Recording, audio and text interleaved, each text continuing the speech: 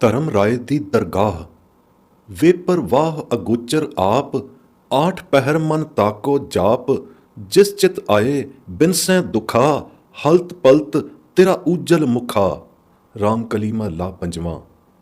ਇਹ ਲੋਕੇ ਸੁਖ ਪਾਇਆ, ਨਹੀਂ ਭੇਟਤ ਧਰਮ ਰਾਇਆ। ਰਾਮ ਕਲੀ ਮਹੱਲਾ ਪੰਜਵਾਂ। ਇਹ ਉੱਪਰ ਦਿੱਤੇ ਪ੍ਰਮਾਣ ਨਾ ਸਿਰਫ ਅਗਲੀ ਦਰਗਾਹ ਦਾ ਹੀ ਪੱਕਾ ਪਤਾ ਨਿਸ਼ਾਨ ਦਿੰਦੇ ਹਨ, ਸਗੋਂ ਇਹ ਵੀ ਸਪਸ਼ਟ ਕਰਦੇ ਹਨ ਕਿ ਨਾਮ ਦੀਆਂ ਕਮਾਈਆਂ ਬਿਨਾਂ ਗਰਭ ਜੂਨਾਂ ਵਿੱਚ ਮੁੜ-ਮੁੜ ਪੈਣਾ ਹੈ ਅਤੇ ਧਰਮ ਰਾਏ ਦਾ ਲੇਖਾ ਵੀ ਦੇਣਾ ਪੈਂਦਾ ਹੈ।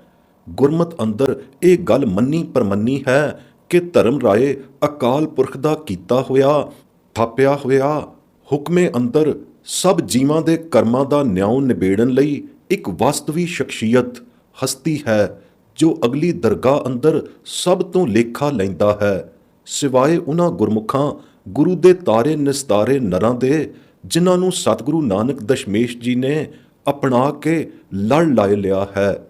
ਮਤ ਕੋਈ ਇਹ ਗੁਮਾਨ ਕਰੇ ਕਿ ਇੱਥੇ ਇਸ ਲੋਕ ਵਿੱਚ ਹੀ ਜੋ ਕੁਝ ਹੈ ਸੋ ਹੈ। ਅਗਲੀ ਦਰਗਾਹ ਤੇ ਦਰਗਾਹੀ ਲੇਖੇ ਸਭ ਕਲਪਤ ਗੱਲਾਂ ਹਨ। ਕੀ ਸਤਿਗੁਰੂ ਸੱਚੇ ਪਾਤਸ਼ਾਹ ਨੇ ਧੁਰੋਂ ਆਈ ਸੱਚੀ ਬਾਣੀ ਅੰਦਰ ਅਗਲੀ ਦਰਗਾਹ ਸੰਬੰਧੀ ਐਵੇਂ ਕਲਪਤ ਖਿਆਲ ਹੀ ਖਿਆਲੇ ਹਨ? ਹਰਗਿਜ਼ ਨਹੀਂ। ਇਹ ਉਹਨਾਂ ਲੋਕਾਂ ਦਾ ਅਸ਼ਰਦਕ ਪੁਣਾ ਤੇ ਮਨਮੁਖਤਾ ਹੈ ਜੋ ਐਸਾ ਗਲਤ ਵਿਚਾਰ ਮਨ ਵਿੱਚ ਲਿਆਉਂਦੇ ਹਨ। ਇੱਕ ਨਹੀਂ ਅਨੇਕਾਂ ਹੀ ਗੁਰਵਾਕ ਇਸ ਪ੍ਰਥਾਏ ਗੁਰੂ ਸਾਹਿਬ ਨੇ ਉਚਾਰੇ ਹਨ ਕਿ ਅਗਲੀ ਦਰਗਾਹ ਸੱਚਮੁੱਚ ਹੈ, ਜਿਸ ਦੀ ਹੋਂਦ ਵਿੱਚ ਰੰਚਕ ਸੰਦੇਹ ਨਹੀਂ। ਅਗਲੀ ਦਰਗਾਹ ਦੀ ਹੋਂਦ ਸੰਬੰਧੀ ਸਬੂਤ ਲਈ ਹੇਠ ਲਿਖੇ ਗੁਰ ਪ੍ਰਮਾਣ ਦਿੱਤੇ ਜਾਂਦੇ ਹਨ। ਨਾਮ ਵਿਸਾਰ ਪਚੈ ਅਭਿਮਾਨ, ਨਾਮ ਬਿਨਾ ਕਿਆ ਗਿਆਨ ਧਿਆਨ। ਗੁਰਮੁਖ ਪਾਵੈ ਦਰਗਹਿ ਮਾਨ। ਰਾਮ ਕਲੀ ਮਹੱਲਾ ਪਹਿਲਾ। ਨਾਮ ਬਿਨਾ ਫੋਕਾ ਗਿਆਨ ਧਿਆਨ ਕਿਸੇ ਕੰਮ ਨਹੀਂ। ਫੋਕਟ ਸਹਿ ਸਿਆਣਪੀ ਅਭਿਮਾਨ ਵਾਲਾ ਹੀ ਇਹ ਚੁੰਚ ਕਥਨੀਆਂ ਗਿਆਨ ਧਿਆਨ ਹੈ, ਜੋ ਅਗਲੀ ਦਰਗਾਹ ਸੰਬੰਧੀ ਸ਼ੰਕਾ ਪੈਦਾ ਕਰਦਾ ਹੈ ਤੇ ਕਿੰਤੂ ਕਰਾਉਂਦਾ ਹੈ। ਗੁਰਮਤ ਗਿਆਨ ਦੇ ਤਤ ਧਿਆਨੀ ਗੁਰਮੁਖ ਜਨ ਹੀ ਸੱਚੀ ਦਰਗਾਹ ਅੰਦਰ ਮਾਨ ਪਾਉਂਦੇ ਹਨ ਤੇ ਸਦ ਸਦੀਵੀ ਆਤਮਕ ਰੰਗ ਰਲੀਆਂ ਮਾਣਦੇ ਹਨ ਅਤੇ ਹਰ ਦਰਗਾਹ ਵਿੱਚ ਸ਼ੋਭਾਵੰਤ ਕਹਾਉਂਦੇ ਹਨ। ਬਿਨ ਸਾਚੇ ਨਹੀਂ ਦਰਗਾਹ ਮਾਨ, ਹਰ ਰਸ ਪੀਵੈ ਛੁਟੈ ਨਿਦਾਨ। ਦੱਖਣੀ ਓਅੰਕਾਰ। ਵਾਹਿਗੁਰੂ ਸੱਚੇ ਦੀ ਸੱਚ ਪ੍ਰਾਪਤੀ ਬਿਨਾਂ ਹਰ ਦਰਗਾਹੀ ਮਾਨ ਕਿਸੇ ਨੂੰ ਨਹੀਂ ਮਿਲਦਾ। ਗੁਰਮਤ ਨਾਮ ਦੀਆਂ ਅਤੁੱਟ ਕਮਾਈਆਂ ਕਰਨ ਤੋਂ ਹਰ ਰਸ ਅੰਤਰ ਆਤਮੇ ਰਸ ਆਉਂਦਾ ਹੈ। ਇਸ ਹਰ ਰਸ ਦੇ ਅੰਦਰ ਰਸ ਰਸੇ ਰਸੀਆਂ ਦਾ ਹੀ ਅਗਲੀ ਦਰਗਾਹ ਵਿੱਚ ਛੁਟਕਾਰਾ ਹੈ। ਦੂਜੇ ਫੋਕਟ ਕਰਮੀਆਂ ਦਾ ਛੁਟਕਾਰਾ ਕਦੇ ਨਹੀਂ ਹੁੰਦਾ। ਗੁਰਮੁਖ ਚੂਕੈ ਆਵਣ ਜਾਣ, ਗੁਰਮੁਖ ਦਰਗਾਹ ਸਿਫਤ ਸਮਾਏ। ਨਾਨਕ ਗੁਰਮੁਖ ਬੰਧ ਨਾ ਪਾਏ। ਸਿੱਧ ਗੋਸ਼ਟ।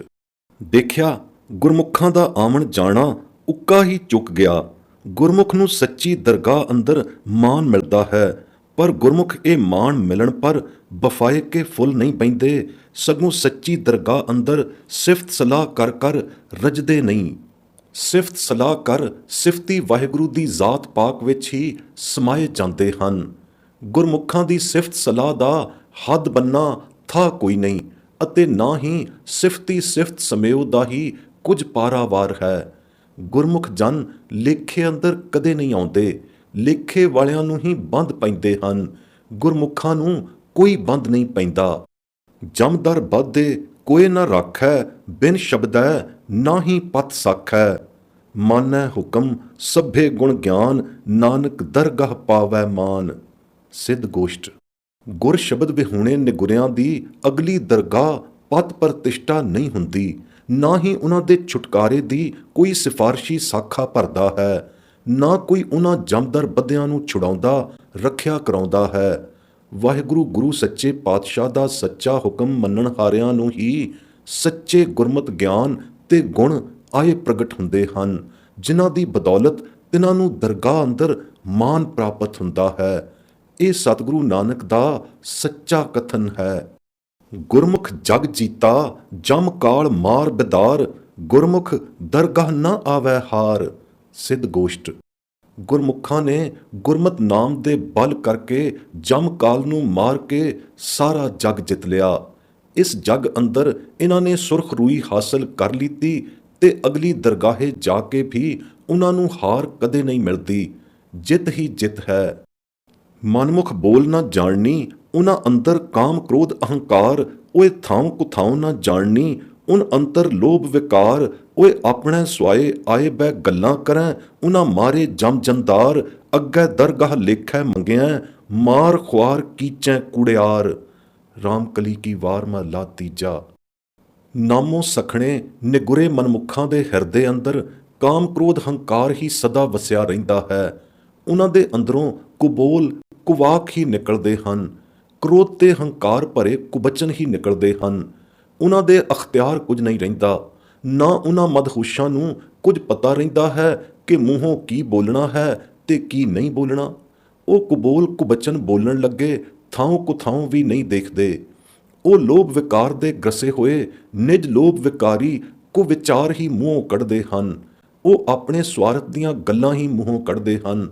ਸਾਰੀ ਆਯੂ ਹੀ ਉਹਨਾਂ ਦੀ ਇਹਨਾਂ ਗੱਲਾਂ ਵਿੱਚ ਬੀਤ ਜਾਂਦੀ ਹੈ।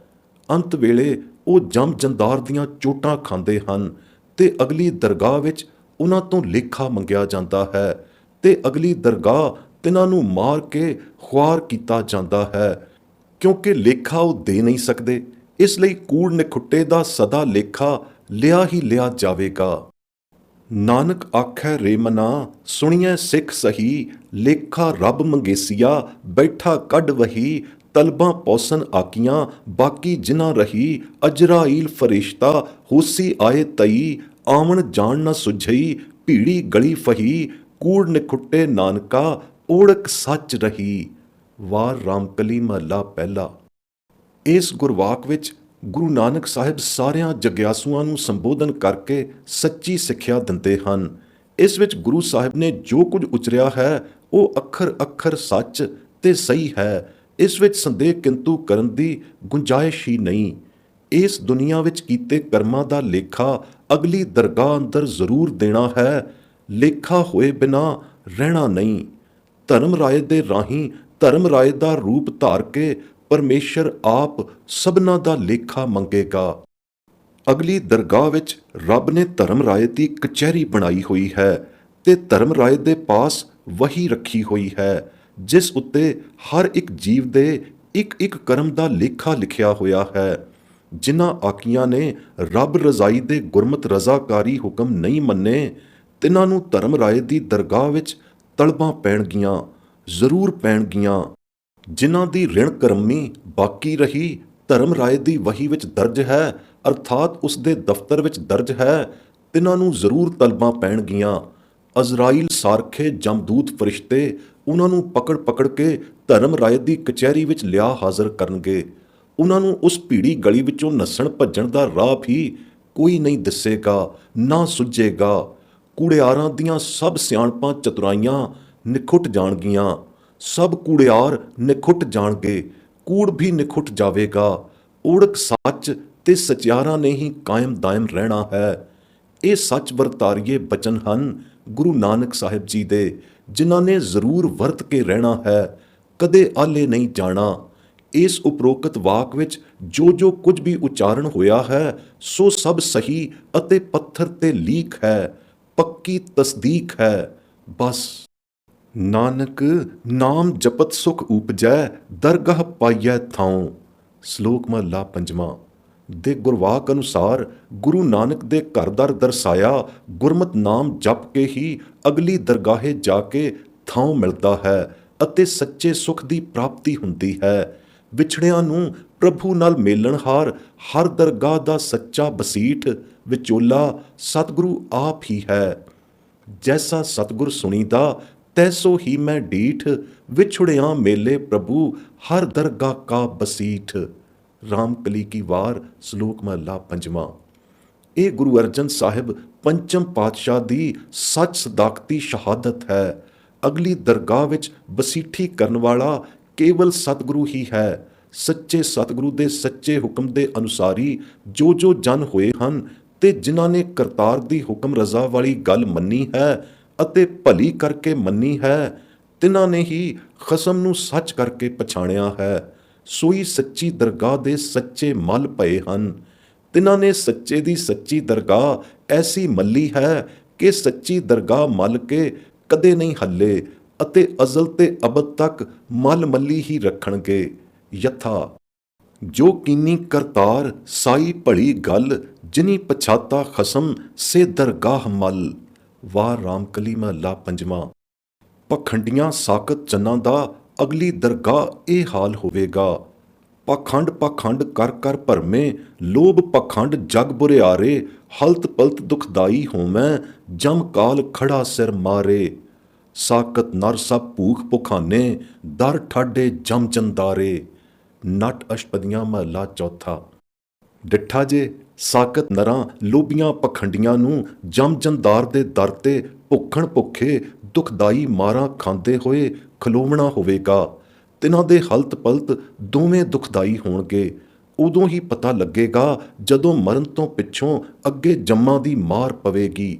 ਇਹਨਾਂ ਘਟਨਾਵਾਂ ਤੋਂ ਅਵੇਸਲੇ ਬੇਖਬਰੇ ਹੋਏ ਵੇ ਸਾਕਤ ਨਰ ਮਨੁੱਖਾ ਦੇ ਧਾਰ ਕੇ ਪਾਪ ਕਰਮ ਕਰੀ ਜਾਂਦੇ ਹਨ ਅਤੇ ਐਸੇ ਪ੍ਰਵਿਰਤ ਹੁੰਦੇ ਹਨ ਪਾਪ ਕਰਮਾਂ ਵਿੱਚ ਕਿ ਉਹਨਾਂ ਦੀ ਅੱਖ ਹੀ ਨਹੀਂ ਉਗੜਦੀ। ਅੱਖ ਤਾਂ ਤਦੇ ਹੀ ਉਗੜੇ ਜੇ ਗੁਰੂ ਕੀ ਸਿੱਖਿਆ ਸੁਣਨ ਤੇ ਸੁਣ ਕੇ ਸਤ ਸਤ ਕਰਕੇ ਮੰਨਣ। ਜੇ ਉਹਨਾਂ ਨੂੰ ਉੱਪਰਲੀ ਦਰਗਾਹ ਦਾ ਖੌਫ ਹੋਵੇ ਤਾਂ ਉਹ ਪਾਪ ਕਰਮ ਲੋਭ ਪਖੰਡ ਵਿਕਾਰਾਂ ਤੋਂ ਬਚਣ। ਲਾ ਮਜ਼ਹਬ ਬਹਿਰੀਏ ਨਾਸਤਕ ਸਾਕਤ ਪੁਰਸ਼ਾਂ ਦਾ ਇਖਲਾਕ ਹੋ ਹੀ ਨਹੀਂ ਸਕਦਾ, ਜਿਨ੍ਹਾਂ ਨੂੰ ਖੁਦਾ ਦਾ ਖੌਫ ਨਹੀਂ, ਜਿਨ੍ਹਾਂ ਨੂੰ ਭੈ ਕੀ ਬਿੰਦ ਨਹੀਂ, ਜਿਨ੍ਹਾਂ ਨੂੰ ਅਗਲੀ ਦੁਨੀਆ ਪਾਰਲੀ ਦਰਗਾਹ ਦਾ ਨਿਸ਼ਚਾ ਨਹੀਂ।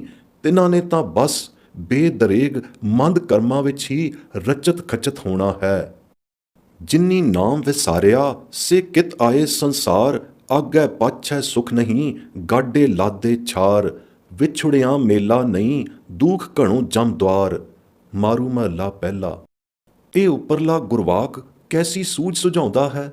ਜਿਨ੍ਹਾਂ ਨੇ ਨਾਮ ਵਿਸਾਰ ਦਿੱਤਾ ਹੈ ਉਹਨਾਂ ਦਾ ਇਸ ਸੰਸਾਰ ਵਿੱਚ ਆਉਣਾ ਬਿਅਰਥ ਤੇ ਅਕਾਰਤ ਹੀ ਹੈ। ਉਹ ਇਸ ਸੰਸਾਰ ਵਿੱਚ ਕਾਹਨੂੰ ਆਏ? ਕੀ ਥੁੜਿਆ ਪਿਆ ਸੀ ਉਹਨਾਂ ਦੇ ਇੱਥੇ ਆਉਣ ਖੁਣੋਂ? ਉਹਨਾਂ ਨਾਮ ਵਿਹੂਣਿਆਂ ਨੂੰ ਅੱਗੇ ਪਿੱਛੇ ਇਸ ਲੋਕ ਤੇ ਪਰਲੋਕ ਵਿੱਚ ਕਿਤੇ ਤੇ ਕਦੇ ਸੁੱਖ ਮਿਲਣਾ ਨਹੀਂ। ਗੁਰਮਤ ਗੁਣ ਵਿਹੂਣੇ ਨਾਮ ਸਖਨੂਣੇ ਮਾਣੂ ਕੋਈ ਮਨੁੱਖ ਜਾਂ ਇਨਸਾਨ ਹਨ? ਉਹ ਤਾਂ ਛਾਰ ਮਿੱਟੀ ਦੇ ਲੱਦੇ ਹੋਏ ਗੱਡੇ ਸਮਾਨ ਹਨ। ਛਾਰ ਉਡਾ ਕੇ ਤੇ ਛਾਰ ਉਡਾਉਂਦੇ ਹੀ ਚਲੇ ਜਾਣਗੇ। ਪਰਮਾਰਥ ਦੀ ਤਿਨਾਂ ਨੂੰ ਸਾਰ ਹੀ ਕਦੇ ਨਹੀਂ ਹੋਣੀ। ਵਿਛੁੜਿਆਂ ਦਾ ਕਦੇ ਮੇਲਾ ਹੋਣਾ ਹੀ ਨਹੀਂ। ਉਹਨਾਂ ਨੂੰ ਅੱਗੇ ਜਮ ਦੇ ਦੁਆਰੇ ਜਾ ਕੇ ਘਣੇ ਦੁੱਖ ਸਹਿਣੇ ਪੈਣਗੇ। ਗੁਰਮੁਖ ਜਿਨੀ ਨਾਮ ਨਾ ਪਾਇਆ, ਮਨਮੁਖ ਬਿਰਥਾ ਜਨਮ ਗਵਾਇਆ। ਅੱਗੇ ਵਿਣ ਨਾਵੇਂ ਕੋ ਬੇਲੀ ਨਾਹੀਂ, ਬੂਝੈ ਗੁਰ ਵਿਚਾਰੀ ਜੀਓ। ਮਾਰੂ ਮਹੱਲਾ ਤੀਜਾ। ਅਸ਼ਟਪਦੀਆਂ। ਜਿਨ੍ਹਾਂ ਨੇ ਗੁਰ ਦੀਖਿਆ ਲੈ ਕੇ ਗੁਰੂ ਕੇ ਸਿੱਖ ਬਣ ਕੇ ਗੁਰਮਤ ਨਾਮ ਨਹੀਂ ਧਿਆਇਆ, ਤਿਨਾਂ ਮਨਮੁੱਖਾਂ ਨੇ ਮਨੁੱਖਾ ਜਨਮ ਬਿਰਥਾ ਹੀ ਗਵਾਇਆ ਹੈ। ਉਹਨਾਂ ਦਾ ਅੱਗਾ ਵੀ ਬੜਾ ਦੁਖਦਾਈ ਹੋਵੇਗਾ, ਕਿਉਂਕਿ ਅੱਗੇ ਅਗਲੀ ਦਰਗਾਹ ਵਿੱਚ ਨਾਮ ਤੋਂ ਬਿਨਾਂ ਕੋਈ ਵੀ ਬੇਲੀ ਨਹੀਂ। ਜਿਨ੍ਹਾਂ ਨੇ ਇੱਥੇ ਨਾਮ ਨਹੀਂ ਜਪਿਆ ਤਾਂ ਅੱਗੇ ਚੱਲ ਕੇ ਉਹਨਾਂ ਦੀ ਸਹਾਇਤਾ ਕਿਨ ਕਰਨੀ ਹੈ? ਸਹਾਈ ਕੇਵਲ ਇੱਕ ਨਾਮ ਨੇ ਹੀ ਹੋਣਾ ਹੈ। ਅਗਲੀ ਦਰਗਾਹੇ ਛੁਡਾਉਣ ਹਾਰਾ ਸੱਚਾ ਬੇਲੀ ਸਹਾਈ ਇੱਕ ਨਾਮ ਹੀ ਹੈ, ਹੋਰ ਕੋਈ ਨਹੀਂ।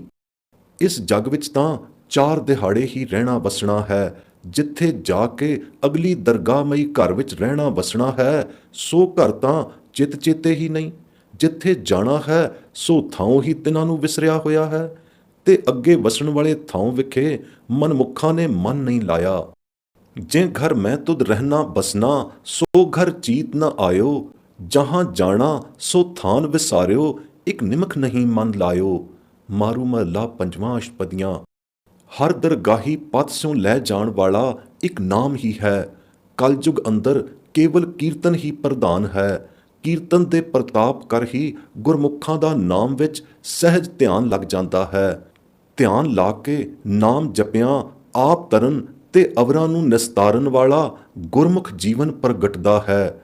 ਯਥਾ ਗੁਰਵਾਕ। ਕਲਯੁਗ ਮਹਿ ਕੀਰਤਨ ਪ੍ਰਧਾਨਾ, ਗੁਰਮੁਖ ਜਪੀਐ ਲਾਏ ਧਿਆਨਾ। ਆਪ ਤਰੈ ਸਗਲੇ ਕੁਲ ਤਾਰੇ, ਹਰ ਦਰਗਾਹ ਪਤ ਸਿਉ ਜਾਇਂਦਾ। ਮਾਰੂ ਸੋਲ੍ਹੇ ਮਹੱਲਾ ਪੰਜਵਾਂ। ਸਤਿਗੁਰੂ ਰੂਪੀ ਸੱਚੇ ਬੋਹਿਤ ਤੇ ਚੜਿਆ, ਅਰਥਾਤ ਸਤਿਗੁਰ ਦੇ ਸਾਜੇ ਸੱਚੇ ਨਾਮ ਅੰਮ੍ਰਿਤ ਤੇ ਸਵਾਰ ਹੋਇਆਂ ਲਹਿਰਾਂ ਮਾਰਦੇ ਭਵ ਸਾਗਰ ਵਿੱਚ ਡੁੱਬਣ ਦਾ ਖਤਰਾ ਨਹੀਂ।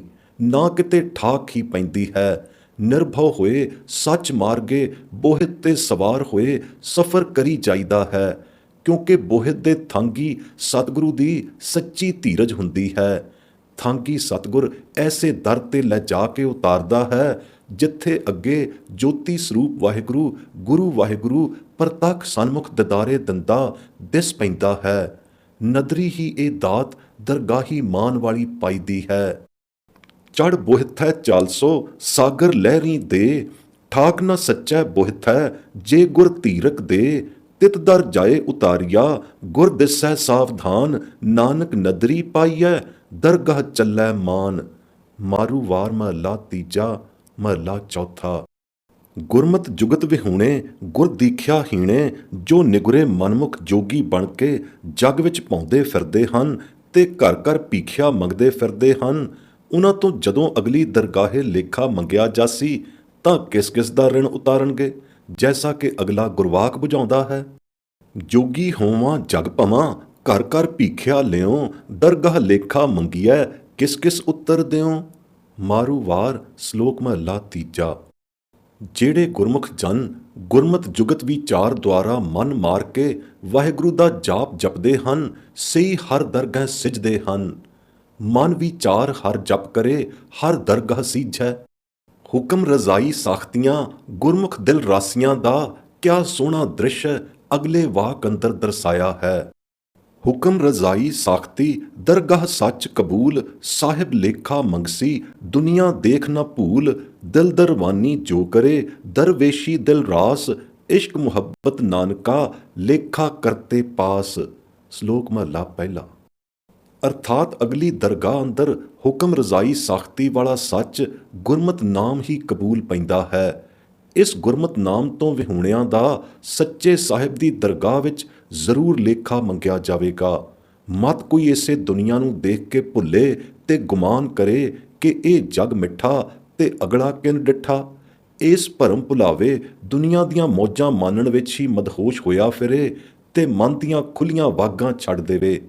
ਅਜਿਹੇ ਵਿਸ਼ੇ ਵਿਕਾਰੀਆਂ ਦਾ ਦਰਗਾਹ ਵਿੱਚ ਲੇਖਾ ਜ਼ਰੂਰ ਹੋਵੇਗਾ। ਜਿਨ੍ਹਾਂ ਮਨ ਦੀਆਂ ਵਾਗਾਂ ਨਹੀਂ ਰੋਕੀਆਂ ਤੇ ਆਪਣੇ ਮਨ ਤੇ ਪਹਿਰਾ ਨਹੀਂ ਦਿੱਤਾ, ਤਿਨਾਂ ਨੂੰ ਦਰਗਾਹ ਵਿੱਚ ਸਜ਼ਾ ਜ਼ਰੂਰ ਮਿਲੇਗੀ। ਜਿਨ੍ਹਾਂ ਮਨ ਜਿਣਨ ਹਾਰੇ ਗੁਰਮੁਖਾਂ ਨੇ ਦਿਲ ਦੀ ਦਰਬਾਨੀ ਕੀਤੀ ਹੈ, ਆਪਣੇ ਦਹਿ ਦਿਸ ਧਾਵਣ ਹਾਰੇ ਮਨ ਉੱਤੇ ਪੱਕਾ ਪਹਿਰਾ ਦਿੱਤਾ ਹੈ ਅਤੇ ਦੁਨੀਆ ਤੋਂ ਨਿਵਰਤੀ ਵਾਲਾ ਸੱਚ ਵੈਰਾਗ ਗ੍ਰਸਤ ਉਦਾਸ ਦਰਵੇਸ਼ੀ ਦਿਲ ਰਾਸ ਚਾਲਾ ਧਾਰਿਆ ਹੈ, ਤਿਨਾਂ ਨੇ ਸੱਚਾ ਰੱਬੀ ਇਸ਼ਕ ਮੁਹੱਬਤੀ ਜੀਵਨ ਜੀਵਿਆ ਹੈ।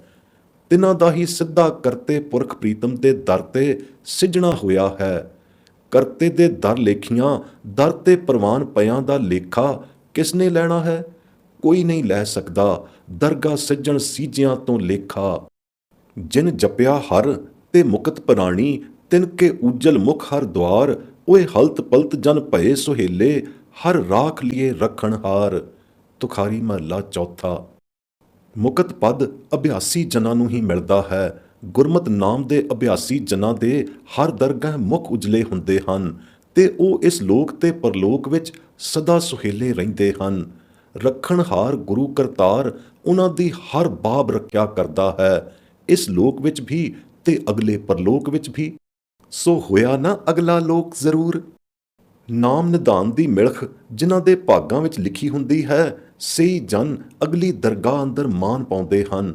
ਸੁਖ ਸਹਿਜ ਸੇਤੀ ਆਨੰਦ ਮਗਨ ਹੋਏ ਗੁਣ ਗਾਉਣ ਹਾਰਿਆਂ ਨੂੰ ਅੱਗੇ ਅਗਲੀ ਦਰਗਾਹੇ ਚੱਲ ਕੇ ਖਾਸ ਥਾਂ ਮਿਲਦਾ ਹੈ। ਇੱਥੇ ਚਾਹੇ ਉਹ ਨਿਥਾਵੇਂ ਹੀ ਹੋਣ। ਗੁਰਵਾਕ।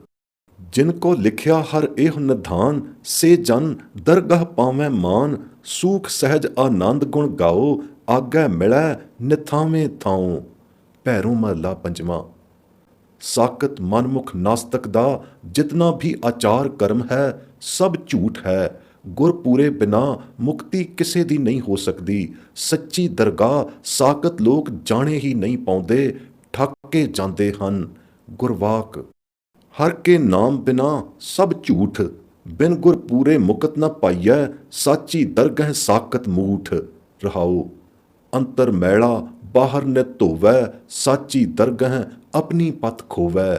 ਭੈਰੋਂ ਮਹਲਾ ਪੰਜਵਾਂ। ਪਿਛਲੀਆਂ ਦੋ ਪੰਕਤੀਆਂ ਦੱਸਦੀਆਂ ਹਨ ਕਿ ਮੈਲ ਇਸ਼ਨਾਨੀ ਬਗਲੇ ਭਗਤਾਂ ਦੀਆਂ ਬਗਲ ਸਮਾਧੀਆਂ ਕਿਸੇ ਲੇਖੇ ਨਹੀਂ।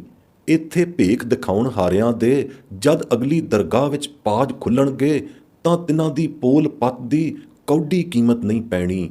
ਜਿਨ੍ਹਾਂ ਨੂੰ ਸਤਿਗੁਰੂ ਨੇ ਨਾਮ ਨਿਧਾਨ ਦ੍ਰਿੜਾ ਦਿੱਤਾ ਹੈ, ਨਿਜ ਘਰੋਂ ਦੀਖਿਆ ਦਾਨ ਦੇ ਕੇ ਤਿਨਾਂ ਭਾਣੇ ਰਾਜ ਮਾਲ ਮਾਇਆ ਦਾ ਸਭ ਪਸਾਰਾ ਝੂਠਾ ਹੈ। ਇਸ ਝੂਠ ਪਸਾਰੇ ਨੂੰ ਗ੍ਰਸਤ ਉਦਾਸੀਆਂ ਗੁਰਮੁਖ ਜਨਾਂ ਨੇ ਬਿਕ ਸਮਝ ਕੇ ਤਿਆਗ ਦਿੱਤਾ ਹੈ।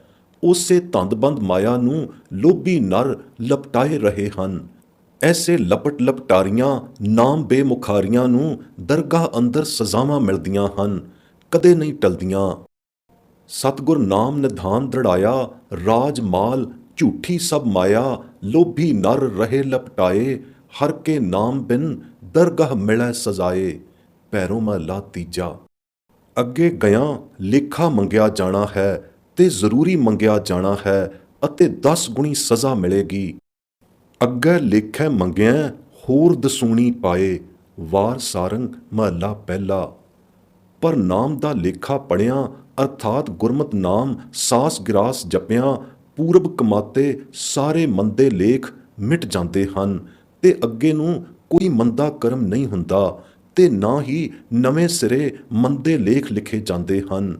ਤਿਨਾਂ ਨੂੰ ਅੱਗੇ ਚੱਲ ਕੇ ਕੋਈ ਪੁੱਛਗਿੱਛ ਨਹੀਂ ਹੁੰਦੀ। ਹਰ ਦਰਗਾਹ ਅੰਦਰ ਉਹਨਾਂ ਨੂੰ ਸਗੋਂ ਢੋਈ ਮਿਲਦੀ ਹੈ। ਯਥਾ ਗੁਰਵਾਕ। ਲੇਖਾ ਪੜ੍ਹੀਐ ਹਰ ਨਾਮ ਫਿਰ ਲੇਖ ਨਾ ਹੋਈ, ਪੂਛ ਨਾ ਸਕੈ ਕੋਏ, ਹਰ ਦਰ ਸਦ ਢੋਈ, ਜਮ ਕਾਲ ਮਿਲੈ ਦੇ ਭੇਟ, ਸੇਵਕ ਨਿਤ ਹੋਈ, ਪੂਰੇ ਗੁਰ ਤੇ ਮਹਿਲ ਪਾਇਆ, ਪਤ ਪ੍ਰਗਟ ਲੋਈ, ਨਾਨਕ ਅਨਹਦ ਧੁਨੀ ਦਰ ਵੱਜਦੇ, ਮਿਲਿਆ ਹਰ ਸੋਈ। ਸਾਰੰਗ ਕੀ ਵਾਰ। ਇਹ ਗੁਰਵਾਕ ਇਸ ਗੱਲ ਦੀ ਸ਼ਾਦੀ ਭਰਦਾ ਹੈ ਕਿ ਜਿਨ੍ਹਾਂ ਨੂੰ ਹਰ ਦਰਗਾਹ ਢੋਈ ਮਿਲਦੀ ਹੈ, ਤਿਨਾਂ ਨੂੰ ਅੱਗੋਂ ਜਮ ਕਾਲ ਵੀ ਭੇਟਾ ਲੈ ਕੇ ਮਿਲਦਾ ਹੈ ਤੇ ਉਲਟਾ ਉਹਨਾਂ ਦਾ ਸੇਵਕ ਹੋ ਜਾਂਦਾ ਹੈ। ਪੂਰੇ ਸਤਿਗੁਰੂ ਦੀ ਬਸੀਠੀ ਦੇ ਸਦਕੇ ਤਿਨਾਂ ਦਾ ਸੱਚ ਮਹਿਲੀਂ ਵਾਸਾ ਹੋ ਜਾਂਦਾ ਹੈ।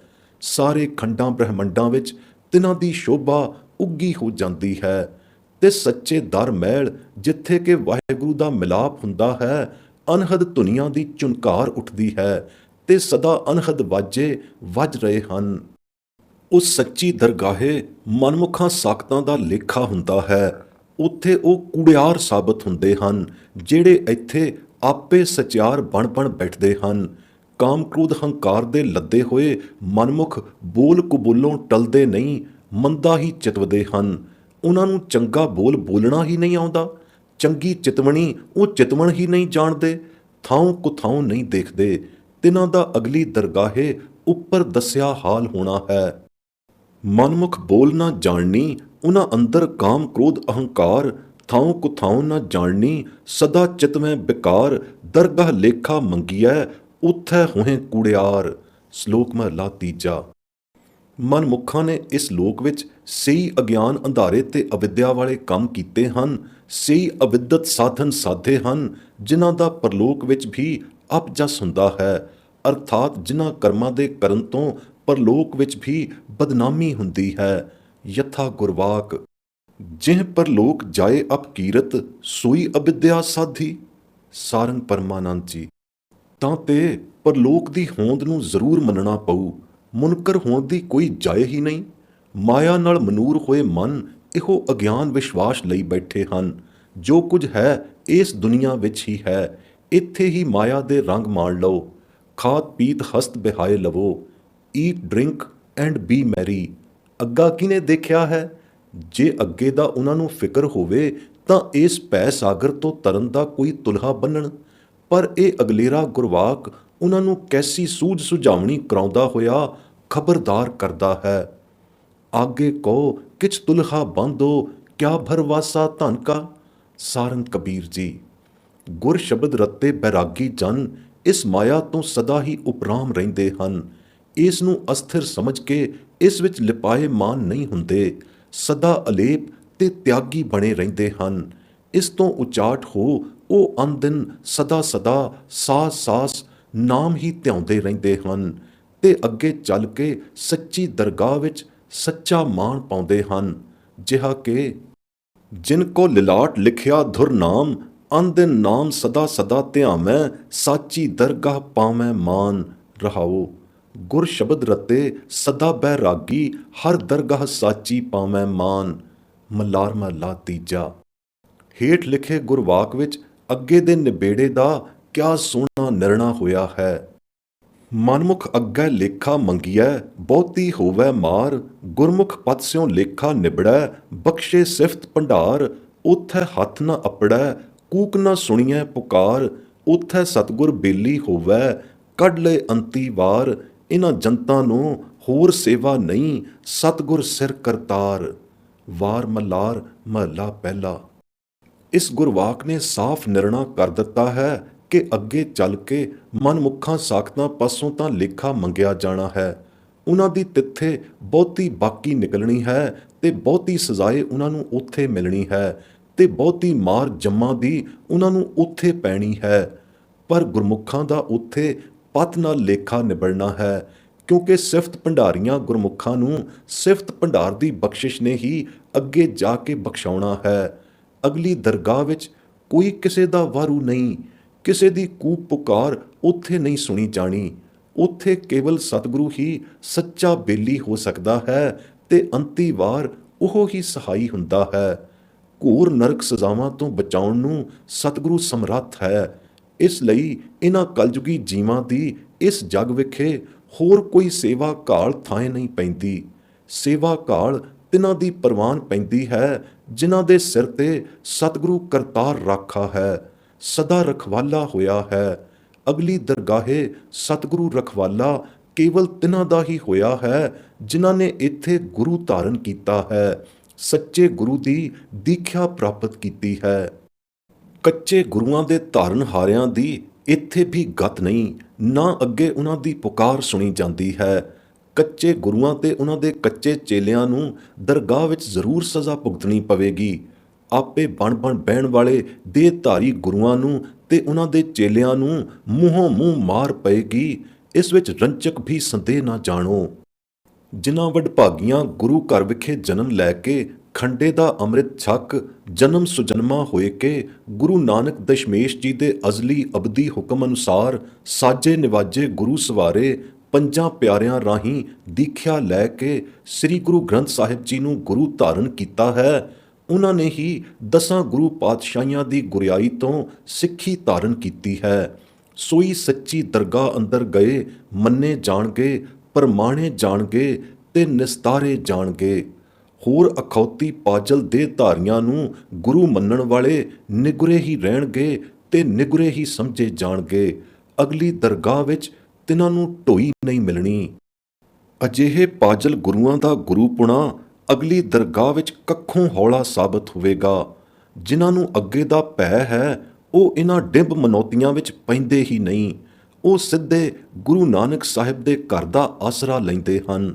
ਜੋ ਗੁਰੂ ਨਾਨਕ ਸਾਹਿਬ ਸ਼੍ਰੇਣੀ ਦੇ ਧੁਰੋਂ ਆਏ ਗੁਰੂ ਸਾਹਿਬਾਨ ਦੇ ਸ਼ਰੀਕ ਬਣਦੇ ਹਨ ਤੇ ਆਪਣੇ ਆਪ ਨੂੰ ਗੁਰੂ ਸਦਾਉਂਦੇ ਹਨ, ਉਹਨਾਂ ਨੂੰ ਸਣੇ ਚੇਲਿਆਂ ਦੇ ਅੱਗੇ ਧੱਕੇ ਹੀ ਪੈਣੇ ਹਨ।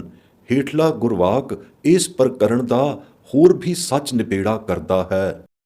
ਪੜ੍ਹਿਆ ਲੇਖੇਦਾਰ ਲੇਖਾ ਮੰਗੀਐ, ਵਿਣ ਨਾਵੇਂ ਕੁੜਿਆਰ। ਔਖਾ ਤੰਗੀਐ, ਔਕਟ ਰੁੱਧੇ ਰਾਹ। ਗਲੀਆਂ ਰੋਕੀਆਂ, ਸੱਚਾ ਵੇ ਪਰਵਾਹ। ਸ਼ਬਦ ਸੰਤੋਖੀਆਂ, ਗਹਿਰ ਗੰਭੀਰ ਅਥਾਹ। ਹਾਥ ਨਾ ਲੱਭਈ, ਮੂੰਹੇ ਮੂੰਹ ਚੋਟਾਂ ਖਾਹ। ਵਿਣ ਗੁਰ ਕੋਏ ਨਾ ਛੁੱਟ ਸੀ, ਪਤ ਸੇਤੀ ਘਰ ਜਾਹ। ਨਾਮ ਵਖਾਣੀਐ, ਹੁਕਮੀ ਸਾਹ ਗਿਰਾਹ। ਦੇਂਦਾ ਜਾਣੀਐ। ਵਾਰ ਮੱਲਾਰ। ਭਾਵ ਜੋ ਆਪਣੀ ਸਿਆਣਪ ਚਤੁਰਾਈ ਦੁਆਰਾ ਚਤਰ ਵਿਦਿਆ ਦੀਆਂ ਪੜ੍ਹਾਈਆਂ ਪੜ੍ਹ ਕੇ ਆਪੋ ਹੀ ਗੁਰੂ ਬਣ ਬਹਿੰਦਾ ਹੈ, ਉਹ ਹਰ ਇੱਕ ਪੜ੍ਹਿਆ ਲੇਖੇ ਅੰਦਰ ਹੈ ਤੇ ਲੇਖਾ ਦੇਣਹਾਰ ਹੈ। ਅਗਲੀ ਦਰਗਾਹ ਉਸ ਤੋਂ ਜ਼ਰੂਰ ਲੇਖਾ ਮੰਗਿਆ ਜਾਣਾ ਹੈ। ਸੱਚੇ ਨਾਮ ਦੀ ਸੱਚ ਪੜ੍ਹਾਈ ਬਿਨਾਂ ਹੋਰ ਸਭ ਪੜ੍ਹਾਈਆਂ ਕੁੜਾਵੀਆਂ ਹਨ, ਨਿਰੀਆਂ ਕੂੜ ਦੀਆਂ ਕਪਟ ਕਹਾਣੀਆਂ ਹਨ। ਪਰ ਇਹ ਸੱਚਾ ਨਾਮ ਸੱਚੇ ਸਤਿਗੁਰੂ ਧੁਰੋਂ ਪਠਾਏ ਗੁਰੂ ਨਾਨਕ ਘਰਾਣੇ ਗੁਰੂ ਦੁਆਰਾ ਹੀ ਪ੍ਰਾਪਤ ਹੁੰਦਾ ਹੈ। ਹੋਰ ਕਿਸੇ ਕੂੜ ਕੁਬਾਣੇ ਗੁਰੂ ਨੂੰ ਨਾਮ ਦੇਣ ਦੀ ਮਹੱਤਤਾ ਹੀ ਧੁਰ ਦਰਗਾਹੋਂ ਨਹੀਂ ਮਿਲੀ। ਤਾਂ ਤੇ ਗੁਰੂ ਨਾਨਕ ਦੇ ਦਰੋਂ ਘਰੋਂ ਵਰੁਸਾਏ, ਸੱਚ ਨਾਮ ਨਦਰਾਏ, ਸੱਚ ਦੀਖਿਆ ਦੀਖਸ਼ਾਏ। ਗੁਰਮੁਖ ਜਨਾਂ ਤੋਂ ਬਿਨਾਂ ਸਭ ਨਿਗੁਰੇ, ਨਾਮ ਵਿਹੂਣੇ ਹਨ ਅਤੇ ਵਿਣ ਨਾਮੈ ਕੂੜਿਆਰ ਹਨ। ਇਹਨਾਂ ਵਿਣ ਨਾਮੇ ਕੂੜਿਆਰਾਂ ਨੂੰ ਅੱਗੇ ਜਾ ਕੇ ਬੜੀ ਔਖੀ ਤੰਗੀ ਪੇਸ਼ ਆਏਗੀ ਤੇ ਅੱਤ ਦਰਜੇ ਦੇ ਤੰਗ ਭੀੜੇ ਰਾਹਾਂ ਵਿੱਚ ਦੀ ਲੰਘਣਾ ਪਏਗਾ। ਔਖਾ ਤੰਗੀਏ ਵਾਲਾ ਸਹਿਮ ਸਹਿਣ ਵਾਲਿਆਂ ਦੇ ਰਾਹ ਅੱਗੇ ਔਖੇ ਰੁਕੇ ਹੋਏ ਹੋਣਗੇ। ਗਲੀਆਂ ਅੱਤ ਭੀੜੀਆਂ ਹੋਣਗੀਆਂ, ਜੋ ਜਗ੍ਹਾ ਜਗ੍ਹਾ ਪੈਰ ਪੈਰ ਤੇ ਅੱਗੇ ਰੁਕੀਆਂ ਹੋਈਆਂ ਹੋਣਗੀਆਂ। ਉਹਨਾਂ ਨੂੰ ਔਕਟ ਰੁੱਧੀਆਂ ਭੀੜੀਆਂ ਗਲੀਆਂ ਦਾ ਲੰਘਣਾ ਹੀ ਔਖਾ ਹੋ ਜਾਊ।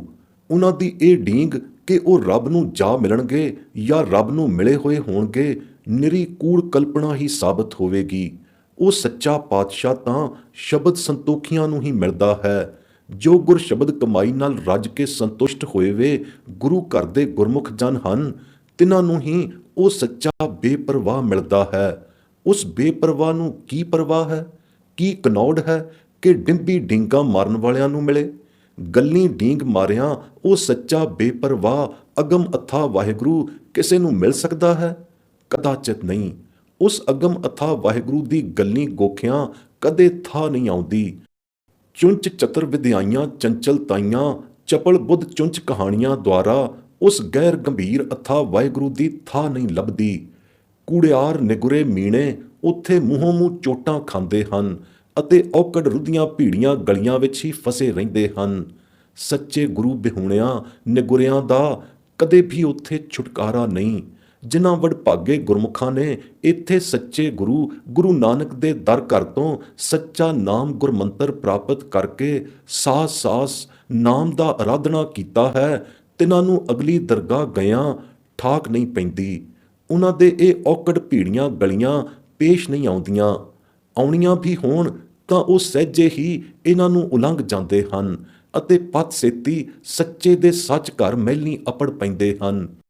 ਹੁਕਮ ਰਜ਼ਾਈ ਕਰਤਾਰ ਦਾਤਾਰ ਵਾਹਿਗੁਰੂ ਤਿਨਾਂ ਨੂੰ ਸਾਸ ਗਿਰਾਸ ਨਾਮ ਦਾ ਆਧਾਰ ਦੇਣ ਹਾਰਾ ਹੁੰਦਾ ਹੈ। ਇਸ ਕਰਕੇ ਕੋਈ ਤੰਗੀ ਉਹਨਾਂ ਨੂੰ ਰਸਤੇ ਵਿੱਚ ਪੇਸ਼ ਹੀ ਨਹੀਂ ਆਉਂਦੀ।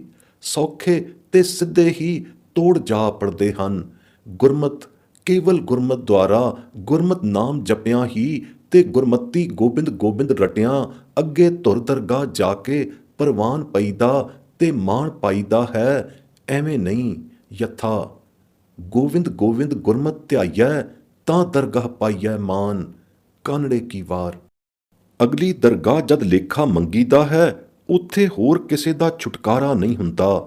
ਕੇਵਲ ਉਹਨਾਂ ਦਾ ਹੁੰਦਾ ਹੈ ਜੋ ਇਸ ਲੋਕ ਵਿੱਚ ਮਨੁੱਖਾ ਦੇ ਧਾਰ ਕੇ ਗੁਰਮੁਖ ਬਣ ਕੇ ਗੁਰਮਤ ਨਾਮ ਹੀ ਸਾਰੀ ਉਮਰ ਧਿਆਉਂਦੇ ਰਹੇ ਹਨ। ਯਥਾ ਜਹ ਦਰਗਹ ਪ੍ਰਭ ਲੇਖਾ ਮੰਗੈ, ਤੈ ਛੁਟੈ ਨਾਮ ਧਿਆਇ ਥਈ। ਕਲਿਆਣ ਮਹੱਲਾ ਚੌਥਾ।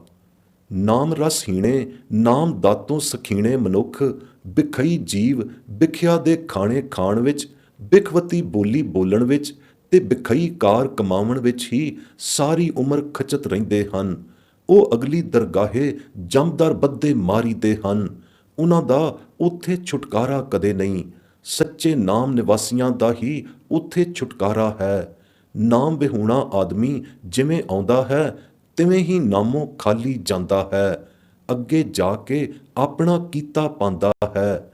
ਇਹੀ ਲਿਖਤਕਾਰ ਉਸ ਦੇ ਕਰਮਾਂ ਵਿੱਚ ਲਿਖੀ ਹੁੰਦੀ ਹੈ। ਮਨਮੁਖ ਆਪਣਾ ਮੂਲ ਗਵਾ ਕੇ ਐਵੇਂ ਖਾਲੀ ਹੱਥ ਚਲੇ ਜਾਂਦੇ ਹਨ। ਉਹਨਾਂ ਨੂੰ ਅਗਲੀ ਦਰਗਾਹੇ ਜ਼ਰੂਰ ਹੀ ਸਜ਼ਾਵਾਂ ਮਿਲਦੀਆਂ ਹਨ। ਯਥਾ ਬਿਖ ਖਾਣਾ ਬਿਖ ਬੋਲਣਾ, ਬਿਖ ਕੀ ਕਾਰ ਕਮਾਏ, ਜਮਦਰ ਬਾਧੇ ਮਾਰੀਆਂ, ਛੂਟਸ ਸਾਚੈ ਨਾਏ। ਜਿਵ ਆਇਆ ਤਿਵ ਜਾਇਸੀ, ਕੀਆ ਲਿਖ ਲੈ ਜਾਏ, ਮਨਮੁਖ ਮੂਲ ਗਵਾਇਆ, ਦਰਗਾਹ ਮਿਲੈ ਸਜ਼ਾਏ। ਪ੍ਰਭਾਤੀ ਮਹੱਲਾ ਪਹਿਲਾ। ਫਰੀਦ ਸਾਹਿਬ ਵੀ ਅੱਗੇ ਦੀ ਸ਼ਾਦੀ ਇਸ ਬਿਧ ਭਰਦੇ ਹਨ। ਫਰੀਦਾ ਤਿੰਨਾਂ ਮੁਖ ਡਰਾਵਣੇ, ਜਿਨ੍ਹਾਂ ਵਿਸਾਰਿਓ ਨਾਉ, ਐਥੈ ਦੁੱਖ ਘਨੇਰਿਆ, ਅੱਗੇ ਠੌਰ ਨਾ ਠਾਉ। ਸ਼ਲੋਕ ਫਰੀਦ ਜੀ। ਇਸ ਵਾਕ ਵਿੱਚ ਨਾਮ ਵਿਸਾਰਨ ਹਾਰਿਆਂ ਦੇ ਮੁਖ ਡਰਾਵਣੇ ਦੱਸੇ ਗਏ ਹਨ। ਇਸ ਦੁਨੀਆ ਵਿੱਚ ਤਿਨਾਂ ਨੂੰ ਬਹੁਤ ਦੁੱਖ ਝੱਲਣੇ ਪੈਂਦੇ ਹਨ ਅਤੇ ਅੱਗੇ ਚੱਲ ਕੇ ਅਗਲੀ ਦੁਨੀਆ ਵਿੱਚ ਤਿਨਾਂ ਨੂੰ ਕਿਤੇ ਵੀ ਥਾਂ ਟਿਕਾਣਾ ਨਹੀਂ ਮਿਲਦਾ। ਗੁਰਮੁਖ ਨਾਮ ਜਪਣ ਹਾਰਿਆਂ ਦੇ ਮੁਖ ਉਜਲੇ ਰਹਿੰਦੇ ਹਨ ਤਿਨਾਂ ਨੂੰ ਹਰ ਦਰਗਾਹ ਵਿੱਚ ਸ਼ੋਭਾ ਵਡਿਆਈ ਮਿਲਦੀ ਹੈ। ਯਥਾ ਗੁਰਵਾਕ ਗੁਰਮੁਖਾਂ ਕੇ ਮੁਖ ਉਜਲੇ, ਹਰ ਦਰਗਾਹ ਸ਼ੋਭਾ ਪਾਏ। ਸ਼ਲੋਕ ਮਹਲਾ ਤੀਜਾ। ਮਨਮੁਖਾਂ ਤੋਂ ਦਰਗਾਹ ਅੰਦਰ ਜ਼ਰੂਰ ਲੇਖਾ ਮੰਗਿਆ ਜਾਵੇਗਾ, ਕਿਉਂਕਿ ਤਿਨਾਂ ਦੀ ਸਾਰੀ ਉਮਰ ਹੀ ਮੋਹ ਮਾਇਆ ਪੁੱਤਰ ਕਲੱਤਰ ਕੁਟੰਬ ਵਿੱਚ ਹੀ ਖਚਤ ਹੋਇਆਂ ਗੁਜ਼ਰਦੀ ਹੈ। ਦੂਜੇ ਭਾਏ ਦੀ ਪੂਜਾ ਨੇ ਕੀ ਪਾਰ ਉਤਾਰਾ ਕਰਨਾ ਸੀ। ਜਿਨ੍ਹਾਂ ਦੀ ਖਾਤਰ ਮਨਮੁਖ ਸਾਰੀ ਉਮਰ ਖਪ ਖਪ ਕੇ ਮਰਦੇ ਹਨ, ਉਹਨਾਂ ਚੋਂ ਅੰਤੀ ਅਵਸਰ ਕੋਈ ਛੁਡਾਏ ਨਹੀਂ ਸਕੇਗਾ। ਦਰਗਾਹ ਅੰਦਰ ਸਜ਼ਾਈ ਮਿਲਣਗੀਆਂ। ਮਨਮੁਖ ਸੇਵਾ ਜੋ ਕਰੇ, ਦੂਜੈ ਭਾਏ ਚਿਤ ਲਾਏ। ਪੁੱਤ ਕਲਤ ਕੁਟੰਬ ਹੈ, ਮਾਇਆ ਮੋਹ ਵਧਾਏ। ਦਰਗਾਹ ਲੇਖਾ ਮੰਗੀਐ, ਕੋਈ ਅੰਤ ਨ ਸਕੀ ਛਡਾਏ। ਸ਼ਲੋਕ ਮਹਲਾ ਚੌਥਾ। ਅਨੰਨ ਗੁਰਸਿੱਖਾਂ ਨੂੰ ਵਾਹਿਗੁਰੂ ਨਾਮ ਦਰਗਾਹ ਅੰਦਰ ਆਪੇ ਛੁਡਾਏ ਲੈਂਦਾ ਹੈ। ਜਮ ਕੰਕਰਾਂ ਨੂੰ ਮਾਰ ਬਿਦਾਰਦਾ ਹੈ। ਐਸੇ ਗੁਰਸਿੱਖਾਂ ਦੀ ਧੂੜ ਪਾਪੀਆਂ ਦੀ ਗਤ ਕਰਨਹਾਰੀ ਹੈ। ਐਸੇ ਵਡਭਾਗੇ ਮਸਤਕ ਸੁਭਾਗੇ ਗੁਰਸਿੱਖਾਂ ਨੂੰ ਗੁਰੂ ਨਾਨਕ ਸਾਹਿਬ ਆਪ ਆਏ ਮਿਲਦਾ ਹੈ। ਯਥਾ ਗੁਰਵਾਕ ਗੁਰਸਿੱਖਾਂ ਕੀ ਹਰ ਧੂੜ ਦੇ, ਹਮ ਪਾਪੀ ਵੀ ਗਤ ਪਾਹੇ। ਧੁਰ ਮਸਤਕ ਹਰ ਪ੍ਰਭ ਲਿਖਿਆ, ਗੁਰ ਨਾਨਕ ਮਿਲਿਆ ਆਏ। ਜਮ ਕੰਕਰ ਮਾਰ ਬਿਦਾਰਿਆਨ, ਹਰ ਦਰਗਾਹ ਲਏ ਛਡਾਏ। ਸ਼ਲੋਕ ਮਹਲਾ ਚੌਥਾ। ਖੋਟੇ ਖਰਿਆਂ ਦੀ ਪਰਖ ਦਾ ਅਗਲੀ ਦਰਗਾਹ ਵਿੱਚ ਕਿਵੇਂ ਨਿਬੇੜਾ ਹੁੰਦਾ ਹੈ, ਤਿਸ ਪ੍ਰਥਾਏ ਗੁਰੂ ਸਾਹਿਬ ਇਉਂ ਫਰਮਾਉਂਦੇ ਹਨ। ਆਪੇ ਕੁਦਰਤ ਸਾਜ ਕੈ, ਆਪੇ ਕਰੇ ਵਿਚਾਰ। ਇੱਕ ਖੋਟੇ ਇੱਕ ਖਰੇ, ਆਪੇ ਪਰਖਣ ਹਾਰ। ਖਰੇ ਖਜ਼ਾਨੇ ਪਾਈਆਂ, ਖੋਟੇ ਸਟੀਆਂ ਬਾਹਰ ਵਾਰ। ਖੋਟੇ ਸੱਚੀ ਦਰਗਾਹ ਸੁਟੀਆਂ, ਕਿਸ ਆਗੇ ਕਰੈਂ ਪੁਕਾਰ। ਸਤਿਗੁਰ ਪਿੱਛੇ ਭਜ ਪਵੈਂ, ਏਹਾ ਕਰਨੀ ਸਾਰ। ਸਤਿਗੁਰ ਖੋਟਿਓਂ ਖਰੇ ਕਰੇ, ਸ਼ਬਦ ਸਵਾਰਨ ਹਾਰ। ਸੱਚੀ ਦਰਗਾਹ ਮੰਨੀਅਨ, ਗੁਰ ਕੈ ਪ੍ਰੇਮ ਪਿਆਰ। ਗਣਤ ਤਿਨਾਂ ਦੀ ਕੋ ਕਿਆ ਕਰੇ, ਜੋ ਆਪ ਬਖਸ਼ੇ ਕਰਤਾਰ। ਮਾਝ ਕੀ ਵਾਰ। ਇਸ ਗੁਰਵਾਕ ਅੰਦਰ ਖੋਲ ਕੇ ਦੱਸਿਆ ਗਿਆ ਹੈ ਕਿ ਸੱਚੀ ਦਰਗਾਹ ਅੰਦਰ ਖੋਟੇ ਪੁਰਸ਼ ਜਿਨ੍ਹਾਂ ਨੇ ਇਸ ਦੁਨੀਆ ਵਿੱਚ ਖੋਟੇ ਕਰਮ ਕੀਤੇ ਹਨ, ਨਾਮ ਨਹੀਂ ਜਪਿਆ, ਬਾਹਰ ਵਾਰ ਕੱਢ ਕੇ ਸਿੱਟ ਦਿੱਤੇ ਜਾਂਦੇ ਹਨ। ਉੱਥੇ ਉਹਨਾਂ ਦੀ ਪੁਕਾਰ ਕੋਈ ਨਹੀਂ ਸੁਣਦਾ। ਇੱਥੇ ਵੀ ਉਹਨਾਂ ਦਾ ਵਾਰੂ ਕੋਈ ਨਹੀਂ। ਜੇ ਉਹ ਸਤਿਗੁਰ ਸ਼ਰਣੀ ਆਉਣ, ਪਸ਼ਚਾਤਾਪ ਕਰਕੇ ਪ੍ਰਾਸ਼ਚਿਤ ਕਰਾਵਣ, ਤਾਂ ਸਤਿਗੁਰੂ ਤਿਨਾਂ ਦੇ ਪਿਛਲੇ ਕਮਾਤੇ ਕੁਕਰਮੀ ਔਗਣ ਬਖਸ਼ਣਹਾਰ ਹੈ ਤੇ ਖੋਟਿਓਂ ਖਰੇ ਕਰਨਹਾਰ ਹੈ। ਨਹੀਂ ਤਾਂ ਖੋਟੇ ਪੁਰਸ਼ ਅਗਲੀ ਦਰਗਾਹੇ ਪੁੱਜ ਕੇ ਖੁਆਰ ਹੀ ਖੁਆਰ ਥੀਣਗੇ। ਸਤਿਗੁਰੂ ਹੀ ਸਮਰੱਥ ਹੈ, ਖੋਟਿਆਂ ਨੂੰ ਸ਼ਬਦ ਦੀ ਕਲਾ ਵਰਤਾਏ ਕੇ ਸਵਾਰਨਹਾਰ ਹੈ।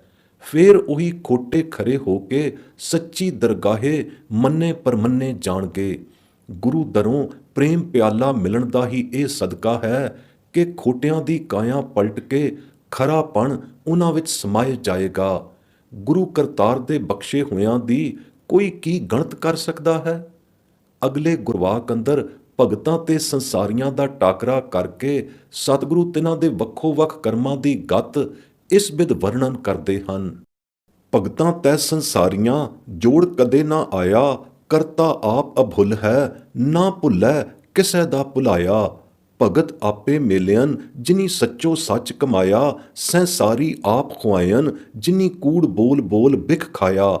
ਚੱਲਣ ਸਾਰ ਨਾ ਜਾਣਨੀ, ਕਾਮ ਕ੍ਰੋਧ ਵਿਸ ਵਧਾਇਆ। ਭਗਤ ਕਰਨ ਹਰ ਚਾਕਰੀ, ਜਿਨੀ ਅਨ ਦਿਨ ਨਾਮ ਧਿਆਇਆ। ਦਾਸਨ ਦਾਸ ਹੋਏ ਕੈ, ਜਿਨੀ ਵਿੱਚੋਂ ਆਪ ਗਵਾਇਆ। ਉਨ੍ਹਾਂ ਖਸਮੈ ਕੈ ਦਰ ਮੁਖ ਉਜਲੇ, ਸੱਚੈ ਸ਼ਬਦ ਸੁਹਾਇਆ। ਵਾਰ ਮਾਝ। ਇਸ ਵਾਕ ਅੰਦਰ ਕਿਆ ਸੋਹਣਾ ਨਿਖੇੜਾ ਤੇ ਨਿਬੇੜਾ ਕੀਤਾ ਹੈ ਭਗਤਾਂ ਤੇ ਸੰਸਾਰੀਆਂ ਦਾ। ਇਹਨਾਂ ਦਾ ਜੋੜ ਕਦੇ ਬਣ ਨਹੀਂ ਸਕਦਾ।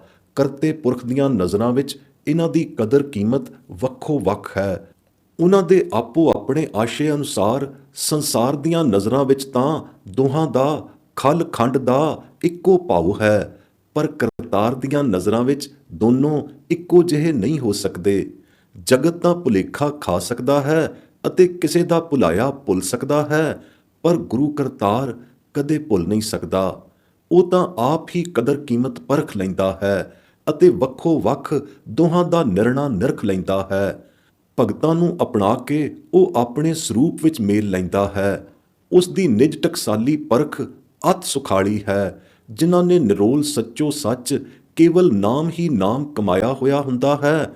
ਤਿਨਾਂ ਗੁਰਮੁਖ ਸੰਤਾਂ ਭਗਤਾਂ ਨੂੰ ਵਾਹਿਗੁਰੂ ਆਪਣੇ ਬਣਾ ਕੇ ਆਪੇ ਹੀ ਮੇਲ ਮਿਲਾਏ ਵਸਲ ਵਸਲਾਏ ਲੈਂਦਾ ਹੈ।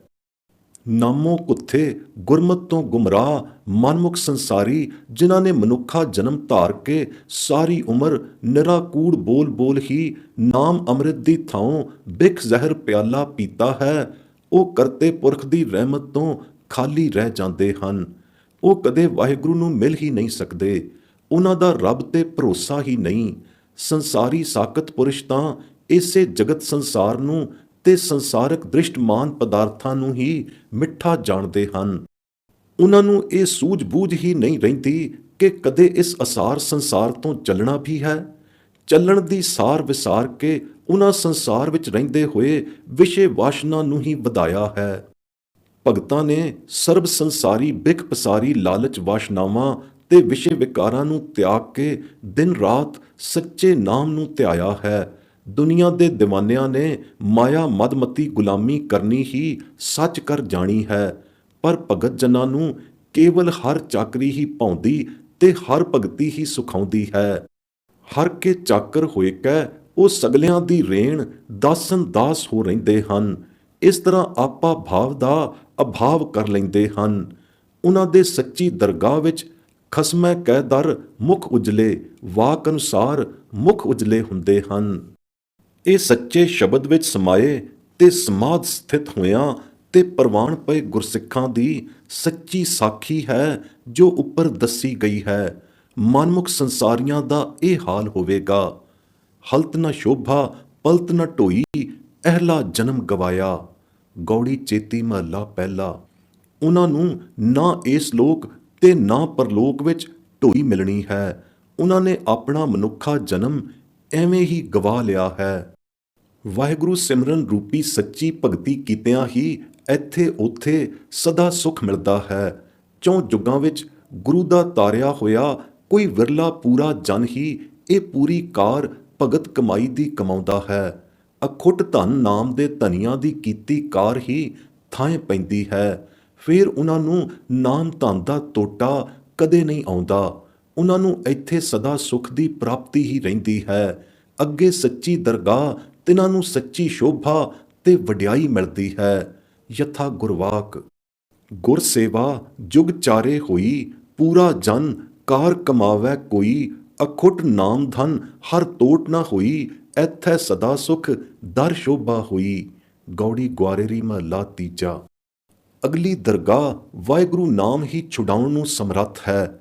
ਇਹ ਵਾਹਿਗੁਰੂ ਨਾਮ ਗੁਰ ਸ਼ਰਣਾਈ ਆਇਆਂ ਨਿਗੁਰਿਓਂ ਸਗੁਰੇ ਬਣਿਆ ਗੁਰੂ ਘਰ ਤੋਂ ਹੀ ਪ੍ਰਾਪਤ ਹੁੰਦਾ ਹੈ। ਨਹੀਂ ਤਾਂ ਹੋਰ 84 ਲੱਖ ਮੇਦਨੀ ਬਥੇਰੀ ਮਨਹਟ ਕਰਕੇ ਭਰਮ ਦੀ ਭਟਕਦੀ ਫਿਰਦੀ ਹੈ।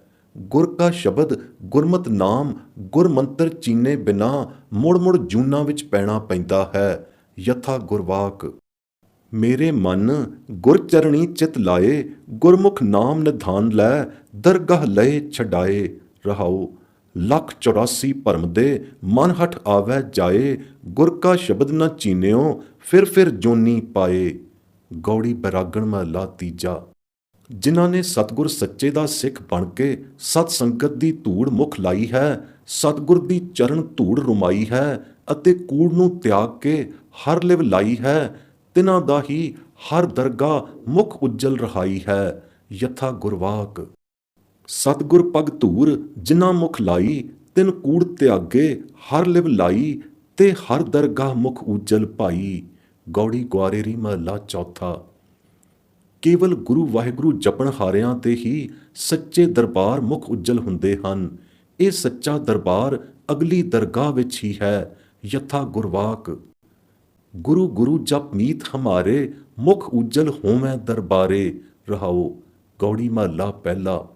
ਗੁਰਮਤਿ ਨਾਮ ਰੂਪੀ ਸੱਚੀ ਸੁਕ੍ਰਿਤ ਕਰਨੀ ਰੂਪੀ ਸੱਚੇ ਕਰਮ ਨੂੰ ਛੱਡ ਕੇ ਜੋ ਨਰ ਕਮਾਉਂਦਾ ਤਾਂ ਕੁਕਰਮ ਹੈ, ਮੁੱਖੋਂ ਮਿੱਠੇ ਮਿੱਠੇ ਪੋਚ ਅੰਮ੍ਰਿਤ ਬਚਨ ਲੋਕਾਂ ਨੂੰ ਸੁਣਾਉਂਦਾ ਹੈ, ਉਹ ਜੰਪੁਰ ਬੱਧਾ ਚੋਟਾਂ ਖਾਂਦਾ ਹੈ। ਯਥਾ ਗੁਰਵਾਕ ਕਰੈ ਦੁਹ ਕਰਮ ਦਿਖਾਵੈ ਹੋਰ, ਰਾਮ ਕੀ ਦਰਗਾਹ ਬਾਧਾ ਚੋਰ। ਅੰਤਰ ਬਿਖ ਮੁਖ ਅੰਮ੍ਰਿਤ ਸੁਣਾਵੈ, ਜੰਪੁਰ ਬਾਧਾ ਚੋਟਾਂ ਖਾਵੈ। ਗੌੜੀ ਮਹੱਲਾ ਪੰਜਵਾਂ। ਇਸ ਗੁਰਵਾਕ ਦੇ ਵਿਚਾਰ ਤੋਂ ਇਹ ਗੱਲ ਹੋਰ ਨਿਰਣੇ ਹੋਈ ਕਿ ਰਾਮ ਕੀ ਦਰਗਾਹ ਹਰ ਦਰਗਾਹ ਹੋਰ ਹੈ ਤੇ ਜੰਪੁਰੀ ਵੱਖਰੀ ਹੈ। ਇਹ ਸਰੀਰ ਛੱਡ ਕੇ ਹਰੀ ਜਨ ਹਰ ਦਰਗਾਹ ਜਾਂਦੇ ਹਨ ਅਤੇ ਸਾਕਤ ਨਰ ਮਰ ਕੇ ਜੰਪੁਰੀ ਸਿਧਾਉਂਦੇ ਹਨ। ਗੁਰਪੁਰੀ ਤੇ ਜੰਪੁਰੀ ਵਿੱਚ ਬੜਾ ਵਿਤਕਰਾ ਅਰਥਾਤ ਫਾਸਲਾ ਹੈ। ਜੰਪੁਰੀ ਉਰੇਡੇ ਹੀ ਹੇਠਲੇ ਮੰਡਲਾਂ ਵਿੱਚ ਰਹਿ ਜਾਂਦੀ ਹੈ ਅਤੇ ਗੁਰਪੁਰੀ ਵਾਹਿਗੁਰੂ ਦਰਬਾਰ ਸਮਿਲਵੀਂ ਉੱਚੇ ਮੰਡਲਾਂ ਦੇ ਸਿਖਰ ਹੈ, ਜਿੱਥੇ ਕੇਵਲ ਪੁੱਗੇ ਹੋਏ ਕਮਾਈ ਵਾਲੇ ਗੁਰਮੁਖ ਜਨਾਂ ਦੀ ਹੀ ਪਹੁੰਚ ਤੇ ਸਮਾਈ ਹੈ। ਇਹ ਗਗਨ ਮੰਡਲੀ ਤਬਕੇ ਰੀਜਨਸ ਵੱਖੋ ਵੱਖ ਹਨ। ਇਸ ਅਥਾਹ ਅਗੰਮ ਪੁਲਾੜ ਆਕਾਸ਼ ਵਿੱਚ ਅਣਗਿਣਤ ਹੀ ਅਣਦਿਸਦੇ ਮੰਡਲ ਸਫੀਅਰ ਹਨ ਜੋ ਘੁੱਗ ਵਸਦੇ ਹਨ।